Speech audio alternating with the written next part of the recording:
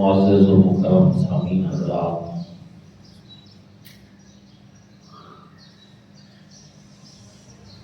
دین اسلام کی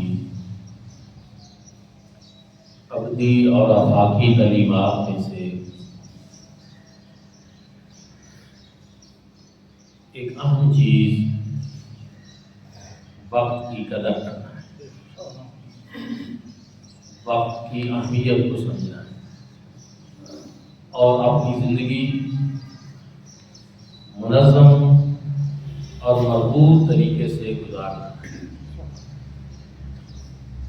بندہ مومن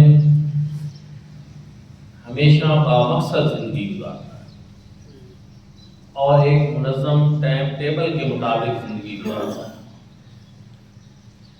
ہمارے دین میں مختلف طریقوں سے ہمیں اپنی زندگی کو منظم طریقے سے گزارنے کی تلقین کی اور درس دیا۔ سب سے پہلے تو جو نماز پنجگانہ ہے یہ ہمیں وقت کی پابندی کا درس دیتا ہے۔ اللہ رب العزت نے قرآن مجید فرقان حمید میں ارشاد فرمایا، ان الصلاۃ کانت علی المؤمنین کتابا موقوتا، کہ بے شک نماز مومنین کے اوپر وقت مقرر کے ساتھ ہے۔ وقت کی پابندی اس سے انسان سیکھتا ہے، اور اسی طرح اللہ رب العزت نے موسم بنائے ہیں، شمس و قمر کی جو رفتار ہے یہ ساری چیزیں وقت کے ساتھ ساتھ چلتی ہیں، حتیٰ کہ انسان کو اشرف المخلوقات ہے، جو پرندے ہیں، جو جانور ہیں، وہ بھی وقت کی پابندی کرتے ہیں۔ ان کا بھی ایک ٹائم ٹیبل ہے۔ کبھی آپ غور کریں تو صبح کے طلوع ہونے کے ساتھ ہی پرندے جب جاگتے ہیں تو پھر وہ اپنی غذا کے لیے نکل کھڑے ہوتے ہیں، اور صبح کے وقت وہ جھنڈ کے جھنڈ نکل رہے ہوتے ہیں، اور شام کو اب اگر غور کریں تو ایک وقت مقررہ پہ واپس آ رہے ہیں۔ تو جانور بھی ایک وقت مقررہ پہ اپنی غذا کا اہتمام کرتے ہیں۔ انسان اشرف المخلوقات ہے، عاقل ہے اور فہم کا مالک ہے۔ انسان کے لیے تو زیادہ ضروری ہے کہ انسان وقت کی قدر کرے۔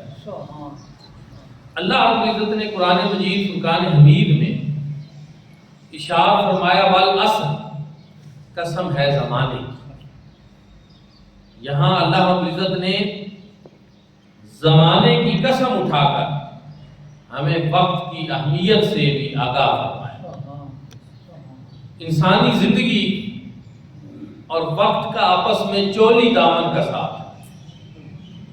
زندگی گزر رہی ہے، وقت بھی گزر رہا ہے۔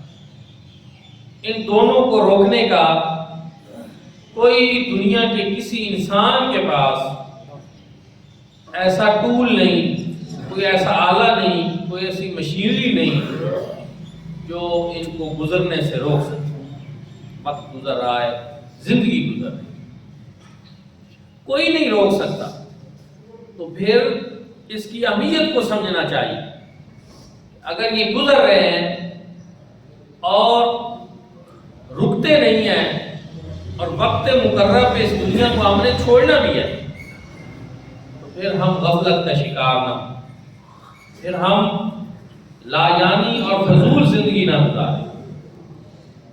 حضور نبی کریم صلی اللہ علیہ وآلہ وسلم نے ارشاد فرمایا، من حسن اسلام المرء ترکہ ما لا یعنی، کہ بندے کے اسلام کی خوبصورتی یہ ہے کہ وہ لا یعنی چیزوں کو ترک کرے، فضول چیزوں کو ترک کرے، صرف ان چیزوں سے وابستہ رہے، ان چیزوں میں مشغول رہے جن میں کوئی مقصدیت۔ فی زمانہ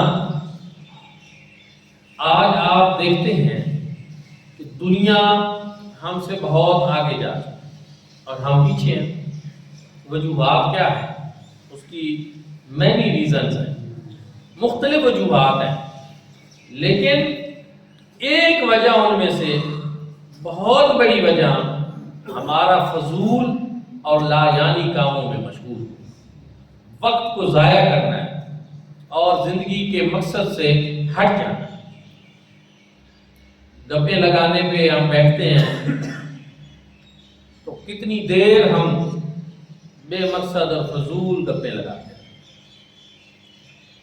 اگر ملک کی سیاست کو چھیڑ دیں تو یوں لگتا ہے کہ ملک کے سارے مسائل ہم نہیں حل کر۔ اگر آپ کوئی دینی موضوع کو گفتگو بنا لیں، دینی موضوع پر گفتگو شروع کر دیں تو یوں لگتا ہے کہ سب کے سب ماشاءاللہ مفتی صاحب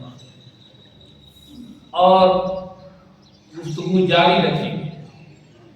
دوسروں کی عیب تراشی، اس میں تو سب بہت ہیں، بہت وقت لگا دیتے ہیں اور ڈھونڈ لیتے ہیں، باریک سی باریک بات بھی ان کی ہماری نظروں سے اوجھل نہیں رہتی۔ لیکن اپنی زندگی کو بہتر کرنا، اپنے مسائل کو حل کرنا اور اپنے آپ پہ نظر دوڑانا، اپنی ذمہ داریوں سے آگاہ ہونا اور اپنی جو ڈیوٹیاں ہیں ان کو پورا کرنا، جب اس کی بات آئے تو پھر ہم انتہائی غفلت کا شکار ہیں، اور یہی چیز آج ہمارے زوال کا سب سے بڑا سبب۔ حضور نبی کریم صلی اللہ علیہ وآلہ وسلم نے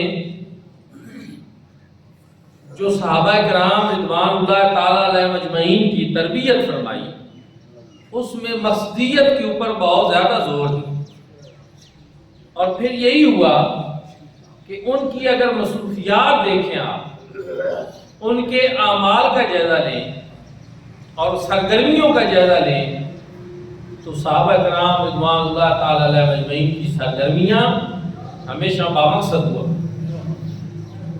ایک مشن کی خاطر وہ زندگی گزارتے، سفر بھی بامقصد ہوتا، تجارت بامقصد ہوتی، معاملات بامقصد ہوتے۔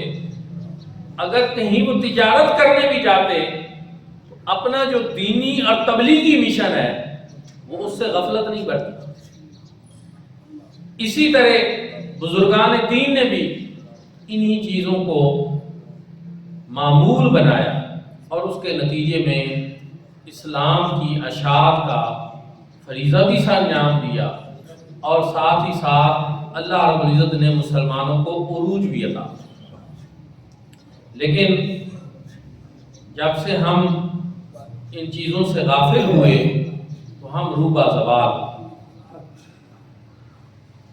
حضرت امام حسن بصری رحمت اللہ تعالی علیہ کو خواب میں حضور نبی کریم صلی اللہ علیہ وسلم کی زیارت، آپ نے عرض کی یا رسول اللہ مجھے کوئی نصیحت فرمائیں۔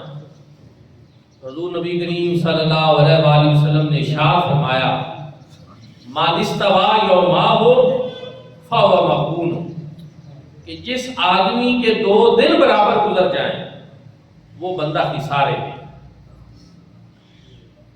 بہت جامع قسم کی یہ بات ہے، اور اس میں ہمیں یہ بتایا گیا ہے کہ ہمارے گزرے ہوئے کل سے ہمارا آج کا کل بہتر ہونا ضروری ہے، اور آپ جس شعبے سے بھی تعلق ہے، چاہے آپ کسان ہیں، تاجر ہیں، طالب علم ہیں، معلم ہیں، کسی بھی شعبے سے وابستہ ہیں، تو آپ کے گزرے ہوئے کل سے آپ کا آج کا کل بہتر ہونا یہ ضروری ہے۔ یعنی آپ جہاں کل کھڑے تھے آج اس سے ایک قدم آگے بڑھے، کوئی علم کا زینہ اور طے کرے، کوئی اپنے کاروبار کو بہتر کرنے کی ایک کوشش اور کرے، تو اپنی زندگی کو سنوارنے کے لیے ایک گول اور متعین کرے، کچھ نہ کچھ کرے، بڑھائیں اپنے آپ کو آگے سے، پچھلے گزرے ہوئے دن سے آگے بڑھائیں۔ لیکن یقین جانیے ہمارے تو گزشتہ کل سے صرف آج ہی نہیں، کئی دن ہمارے، ہفتوں کے ہفتے، مہینوں کے مہینے، ہم جہاں کھڑے تھے وہاں ہی کھڑے رہے، کوئی تبدیلی نہیں آتی۔ اور اگر میں یہ کہوں کہ یہ فرمان جو ہے اجتماعی زندگی کے لیے بھی ہے، انفرادی زندگی کے لیے بھی ہے، تو نہ ہم انفرادی طور پہ کوئی ترقی کرتے ہیں اور نہ کوئی ہم اجتماعی طور پہ ترقی۔ گویا دین کی تعلیمات واضح لفظوں میں یہ ہیں کہ بندہ مومن کی زندگی میں جمود نہیں ہوتا، تحرک ہوتا ہے، وہ رکتا نہیں ہے، وہ آگے بڑھتا ہے، وہ کوشش کرتا ہے۔ علامہ صاحب نے کیا خوب فرمایا تھا کہ اہل ایمان جہاں میں مثل خورشید جیتے ہیں، ادھر ڈوبے ادھر نکلے، ادھر ڈوبے ادھر نکلے۔ ایک اور جگہ پہ علامہ محمد اقبال رحمۃ اللہ تعالی علیہ نے بڑی پیاری بات، اٹھ کہ خورشید کا سامان سفر تازہ کرے، نفس سوختہ شام و سحر تازہ کرے۔ ایک تو حکیم الامت اقبال، ان کی خوبی یہ تھی کہ وہ صرف پیغام نہیں دیتے، صرف دعوت نہیں دیتے، وہ آمادہ عمل کرتے کہ بھائی اٹھو، اب حرکت کرو اور اپنے آپ کو متحرک کرو، اٹھ کے خورشید کا سامان سفر تازہ کریں۔ خورشید کا سامان سفر کیا ہے؟ سورج روزانہ نکلتا ہے مشرق سے اور مغرب میں طلوع ہو جاتا ہے، اس کا سامان سفر یہ ہے کہ گویا وہ ڈائری کے ایک ورق کی طرح، یعنی آپ کے پاس ایک نوٹ بک ہو جس کے 365 صفحے ہوں، اور پھر روزانہ جب ایک دن گزر جائے تو ایک صفحہ آپ اس کو الٹ دیں، پھر اس ڈائری کو آپ چیک کریں، ہفتے بعد، مہینے بعد چیک کریں، سال بعد چیک کریں تو ان 365 دنوں میں آپ نے کتنا کچھ کیا۔ سورج تو نکلا روزانہ، دن تو روزانہ گزرا، آپ کی کارکردگی کیا، آپ کہاں کھڑے تھے، آپ نے کتنی جد و جہد کی اور کوشش کی۔ تو دینی تعلیمات تو یہ کہ روزانہ گزرے کال سے آج کو بہتر کرنا ہے، لیکن ہمارے تو سالوں کے سال جو ہیں جہاں ہم کھڑے تھے وہیں کھڑے رہتے۔ اور یاد رکھیں کہ ایک ہوتا ہے جوہر اور ایک ہوتا ہے جوہر، معمولی سا فرق ہے، لیکن فرق کس چیز کا ہے کہ پانی اگر رک جائے تو وہ جوہر بن جاتا ہے، لیکن اگر چلتا رہے تو وہ نفع بخش ہوتا ہے، زندگی دینے والا بن جاتا ہے اور جوہر بن جاتا ہے۔ جوہر اور جوہر کے فرق کو سمجھیں۔ زندگی بھی اسی طرح ہے کہ جس کی زندگی جمود کا شکار ہو جائے، عمل سے جو انسان غافل ہو جائے اور جو عیش پرست ہو جائے اور محض سکون کی تلاش میں ہو جائے، اس کی زندگی جوہر بن جاتی ہے۔ لیکن اس کے برعکس جو بندہ تحرک والا ہو، جد و جہد والا ہو اور ہر وقت کسی نہ کسی کام میں لگا رہے، اس کی زندگی جوہر بن جاتی ہے، وہ زندگی بن جاتی ہے۔ یہاں میں آپ کو ایک اور بات بھی بتاؤں کہ اگر تلاش ختم ہو جائے، جستجو ختم ہو جائے، تحرک ختم ہو جائے تو پھر بندے کی زندگی ختم ہو جاتی ہے۔ اگر وہ زندہ بھی رہے تو وہ ایک زندہ لاش ہوتا ہے، اس سے زیادہ کچھ نہیں ہوتا۔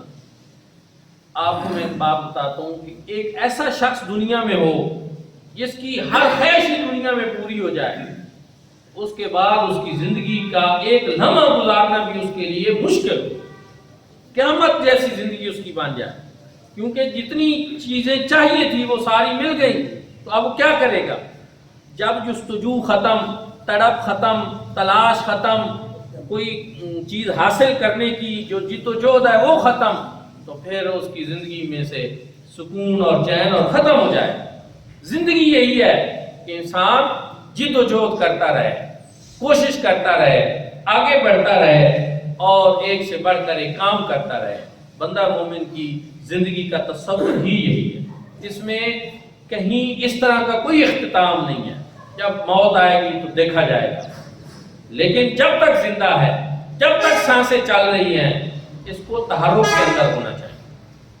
اسلامی یہ ایک تو شاید آپ سوچ رہے ہوں گے کہ بھئی جمعے کا یہ کیسا خطبہ دیا جا رہا ہے، لیکن یاد رکھیں میں نے پہلے عرض کیا، قرآن مجید فرقان حمید، آیات مقدسہ اور احادیث مبارکہ اور اسلامی تاریخ میں آپ کے سامنے اس پہ پیش کر رہا ہوں۔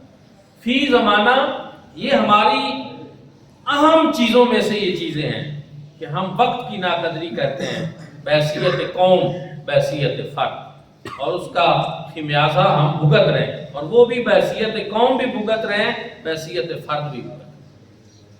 جناب فاروق اعظم رضی اللہ تعالیٰ عنہ کے دور خلافت میں اسلامی سلطنت کی بنیادیں بہت وسیع شرق سے غرب تک پھیلی اور بہت زیادہ فتوحات ہوئی۔ راز کیا تھا؟ تو اس کا راز یہ تھا کہ آپ ایک ایسے خلیفۃ المسلمین تھے کہ آپ نہ تو کوئی وقت خود فارغ گزارتے تھے اور فضول کاموں میں مشغول ہوتے تھے، اور نہ کسی کو پسند کرتے تھے، حتیٰ کہ آپ کے سامنے سے اگر کوئی جوان آدمی سستی کے ساتھ چلتا ہوا گزرتا تو آپ اس کو کوڑا لگاتے تھے، بھئی تو جوان آدمی ہے اور تو سست ہو کر چل رہا ہے۔ بالکل اس طرح کی چیزیں آپ کو پسند نہیں تھی، اور آپ نے ارشاد فرمایا انی لا ارا احدکم انی اکرہ لا ارا احدکم فارغا سباللا لا فی عمل دنیا ولا فی عمل آخرہ۔ فرمایا میں کبھی بھی اس بات کو پسند نہیں کرتا کہ تم میں سے کوئی شخص وہ نہ تو دین کا کوئی کام کر رہا ہو نہ دنیا کا، یہ بات مجھے پسند ہی نہیں۔ میں سمجھتا ہوں کہ جو بھی بالخصوص اسٹوڈنٹ ہیں ان کو تو آپ کا یہ فرمان لکھ کر اپنے گھر کے کسی اس نمایاں جگہ پہ لگا دینا چاہیے جہاں ہر وقت ان کی نظر جائے، اور باقی لوگوں کو بھی اس پر عمل کرنا چاہیے۔ یہ نصب العین دیا آپ نے، زندگی کا ایک بہت بڑا مقصد واضح کیا کہ میں کبھی بھی تمہیں اس حال میں نہ دیکھوں کہ نہ تم دین کا کوئی کام کر رہے ہو نہ دنیا۔ یعنی آپ کے نزدیک با مقصد زندگی یہ تھی کہ یا بندہ دین سنوارے یا کوئی دنیا کا کام کر لے، لیکن اس میں فراغت نام کی کوئی چیز نہیں، ہارے نہیں رہ سکتے، آپ کرنا ہوگا، دین کا کریں، اللہ کو یاد کریں، اپنی عبادات بھی کریں، خالق اور مالک سے تعلق جوڑیں، اور یا پھر دنیا کا کوئی کر لیں، کوئی تو کریں۔ نتیجہ یہ تھا کہ پوری دنیا کے اندر اسلامی سلطنت کی وسعتیں پھیلتی چلی اور ایک عروج ملا مسلمانوں۔ آج اقوام متحدہ کہتی ہے کہ جس طرح کا دور جناب فاروق اعظم رضی اللہ تعالیٰ عنہ کا تھا دور خلافت، اس طرح کی سلطنت کو چلانے کی مثال دنیا میں ہمیں کہیں اور نہیں ملی۔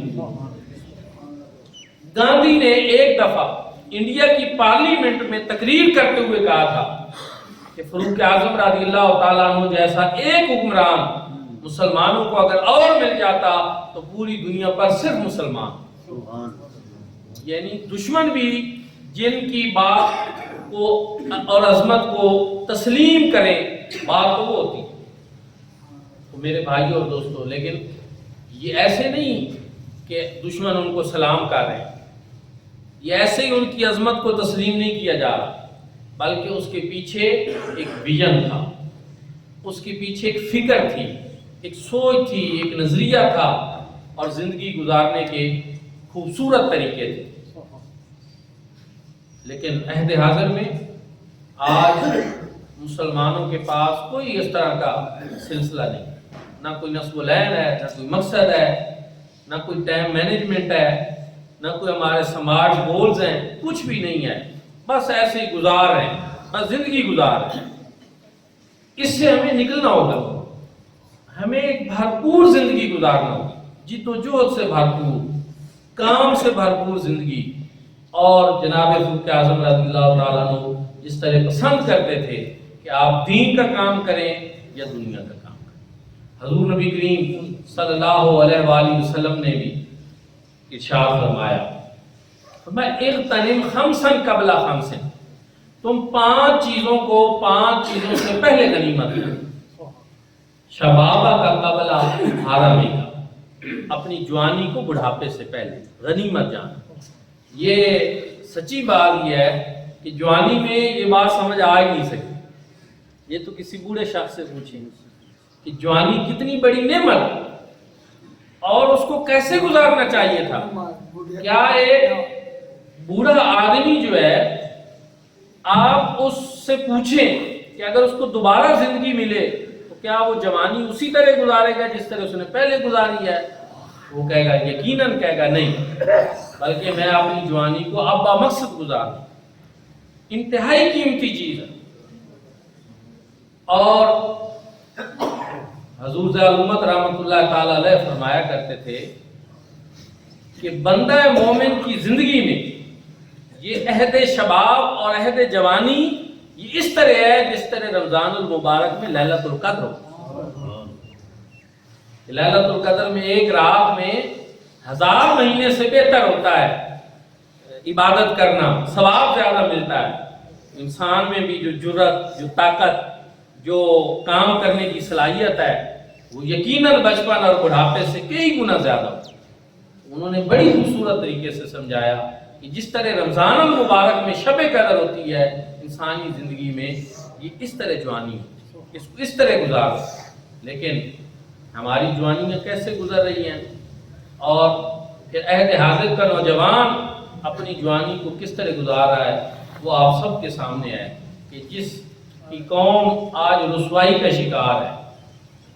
پوری دنیا میں آج جس صورتحال سے ہم دوچار ہیں، غزہ ہو، فلسطین ہو، اوورآل پوری امت مسلمہ کی صورتحال ہو، جن حالات سے ہم گزر رہے ہیں، اس قوم کا نوجوان غفلت میں کیسے زندگی گزار سکتا ہے؟ وہ اپنا وقت کیسے برباد کر سکتا ہے؟ وہ اپنی زندگی کو عیش پرستی میں کیسے گزار سکتا ہے؟ تو یہ سوچنے والی بات ہے۔ حضور نبی کریم صلی اللہ علیہ وسلم نے ارشاد فرمایا کہ آپ کی جوانی جو ہے وہ آپ کے بڑھاپے سے پہلے غنیمت ہے۔ وصحت کا قبل سقم کا، اور تمہاری صحت جو ہے یہ تمہاری بیماری سے پہلے یہ بھی غنیمت ہے۔ ظاہر ہے کہ اس کا اندازہ بھی کسی اسی شخص کو ہو سکتا ہے جو کبھی بیماری سے گزرا ہو، تو اس کو پتہ چلے کہ جب انسان بیمار ہو جاتا ہے تو صلاحیتیں کتنی رک جاتی، انسان کا جی نہیں کرتا کوئی کام کرنے کو۔ تو اس سے پہلے اگر اللہ رب العزت نے ایک صحت مند زندگی دی ہے تو آپ اس کو بھی غنیمت جانیں اور اس کو بھی بامقصد گزاریں۔ وغنا کا قبل فقر کا، اور اگر اللہ رب العزت نے آپ کو کوئی مال و دولت دیا ہے تو پھر فقیر ہونے سے قبل، اس مال و دولت کے چلے جانے سے قبل اس کو غنیمت جانیں۔ وہ کیسے غنیمت جاننا ہے؟ وہ اس طرح کہ آپ اس مال و دولت کو راہ خدا میں خرچ کریں، اس سے صدقہ و خیرات بھی کریں، تاکہ وہ آپ کا مال کم نہ ہو، وہ آپ کا مال بڑھتا ہے۔ یہ نہ ہو کہ بہت زیادہ مال و دولت ہو اور آپ اس کو تعیشات میں گزار دیں، فضولیات میں خرچ کر دیں اور اس کو اڑا دیں، اور پھر آپ فقیر ہو کر بیٹھ جائیں، اس سے کوئی کام بھی آپ نہ کر سکیں۔ تو اس سے بہتر ہے کہ آپ اس جو روپیہ پیسہ دولت آپ کو مل چکی ہے، آپ اس کا صحیح اور درست استعمال، اس سے کوئی بامقصد کام کر لیں جس پہ آپ کو بعد میں پچھتاوا ہے۔ تو یہ آپ کا امیر ہونا، آپ کے فقیر ہونے سے پہلے یہ بھی غنیمت۔ پھر فرمایا وہ فراغ کا قبل شغلے کا، مشغول ہونے سے پہلے آپ کے فراغت کے جو لمحات ہیں وہ بھی غنیمت۔ لائف مختلف مراحل سے گزرتی ہے، کبھی ایک جیسی زندگی نہیں ہوتی۔ تلک الایام نداولھا بین الناس، یہ آیت کریمہ تو جو ہے یہ بڑی زبردست قسم کی آیت کریمہ، کہ اللہ پاک نے جو کچھ بھی قرآن مجید فرقان حمید میں فرمایا ہے وہ ایک یونیورسل ٹروتھ ہے، ابدی صداقت ہے۔ تو اس میں یہ ہے کہ اگر برا وقت آیا ہوا ہے تو آپ اس کی زیادہ پریشانی نہ لیں، اس لیے کہ تلک الایام नुदाविलुहा बैन अन्नास, कि हम लोगों के दरमियान दिनों को बदलते रहते हैं। यकीनन अच्छा वक्त भी आएगा, और अगर अच्छा वक्त आ गया है तो उसमें आप गरूरों तकब्बुर का शिकार न हो, इसलिए कि ये अच्छा वक्त आकर चला भी जाता है। तो आपने सुन रखा होगा, एक बादशाह कोई खूबसूरत अंगूठी मिली, तो उसने कहा कि मैं इस पे कोई ऐसी बात लिखवाना चाहता हूँ कि जब मैं बहुत ज़्यादा खुश हूँ तो मैं उसको देखूँ तो मेरी खुशी चली जाए, और जब मैं बहुत ज़्यादा उदास हूँ फिर मैं उसको देखूँ पढ़ूँ तो फिर मेरी उदासी ख़त्म हो जाए। उसने एक वज़ीर की ड्यूटी लगाई, तो वो वज़ीर भी बड़ा बातदबीर था, उसने उसके ऊपर लिखवाया कि ये वक्त भी गुजर जाए, ये वक्त भी गुजर जाए। यही है, खुशी का वक्त है, हमेशा नहीं रहता, और गम, उदासी, परेशानी और मायूसी भी सदा नहीं रहती। हर स्याह रात जितनी भी तवील हो उसके बाद सुबह का उजाला ज़रूर होता है। तो यही चीज़ है कि अगर आपको फरागत के लम्हात मिले हैं तो यकीनन आपके ऊपर बड़ी मसरूफियात भी आने वाली हैं। तो हज़ूर सल्लल्लाहु अलैहि वसल्लम ने फरमाया कि तुम अपनी फरागत को, अपनी मशगूलियत से पहले उसको भी गनीमत लो। और फिर फरमाया व हयात का कबला मौत का, और अपनी ज़िंदगी को अपनी मौत से कबल गनीमत। दोस्तों और भाइयों, ज़िंदगी कोई ऐसे ही मिल जाती है। अल्लामा सादुद्दीन तफ्ताज़ानी एक बहुत बड़े आलिम, फ़लसफ़ी और मंतिक़ के इल्म के बादशाह थे। उन्होंने बड़ा मकाम हासिल किया इस वजह से कि उनके वालिद साहब ने उनकी तरबियत ये की थी कि उनके घर के 2 दरवाजे थे, तो वो जिधर बैठ कर पढ़ते थे उनके वालिद साहब ने दोनों दरवाज़ों पे 2 अलग अलग जूते रखे थे कि मेरा बेटा अगर पढ़ रहा है तो इसको जूता उठाने के लिए दूसरे दरवाजे पर जाकर वक्त न ज़ाया करना पड़े, बल्कि जिस दरवाजे से ये चाहे ये निकल जाए, जूता वहां पड़ा। यानी बाकी चीजें भी उनकी जिंदगी की यकीनन उन्होंने इसी तरह सेट की होगी। फिर नतीजे के तौर पर वो अपने वक्त के एक बहुत बड़े इमाम बने, बहुत बड़े बादशाह बने, मंतिक़ के, फलसफा के, अल्लामा सादुद्दीन तफ्ताज़ानी। तो जब इस अंदाज पे जिंदगी को सेट किया जाए और वक्त को बचाया जाए, वक्त की कदरदानी की जाए, अपनी औलाद, अपने शागिर्दों को इन चीज़ों की अहमियत से आगाह किया जाए, फिर उसका नतीजा भी इसी तरह। तो वो एक दफ़ा बैठे थे, एक ज़रा वो सीधा किस्म का छत था, उसके नीचे और पढ़ा रहे थे कि लगा कि छत में से कुछ आवाज़ आई, चिड़चिड़ाहट, तो लगा कि कहीं गिर न जाए, तो वो तेज़ी से निकल कर दौड़ पड़े। लोगों ने उनको कहा कि आप तो बड़े डरते हैं, या बुज़दिल कह लें या खौफज़दा हो गए हैं। तो सादुद्दीन तफ्ताज़ानी ने कहा कि मैं सादुद्दीन तफ्ताज़ानी एक बार ही जना कर, ये नहीं है कि अगर मेरे ऊपर छत गिर जाती और मैं मर जाता तो फिर कोई और सादुद्दीन तफ्ताज़ानी पैदा हो जाता, ऐसा नहीं है। इस तरह जिंदगी इंसान को एक ही दफ़ा मिलती, बार बार जिंदगी नहीं मिलती। हुजूर नबी करीम सल्लल्लाहु अलैहि वसल्लम ने इसीलिए इरशाद फरमाया कि आप अपनी जिंदगी को हयात का कबला मौत का, मौत से पहले इसको भी गनीमत जाना कि ये कितनी बड़ी नेमत अल्लाह रब्बुल इज्जत ने हमें दी है, लेकिन एक मकसद के लिए दी है कि आप अमाल सालिह करें, अमाल हसना करें, आखिरत की खेती को मजबूत कर लें और एक खूबसूरत ज़िंदगी गुजारें। दुआ है कि अल्लाह करीम हम सब को हुजूर नबी करीम सल्लल्लाहु अलैहि वसल्लम की मुबारक और रोशन तलीमात के ऊपर अमल पैरा होने की तौफीक अता फरमाए। आप दावा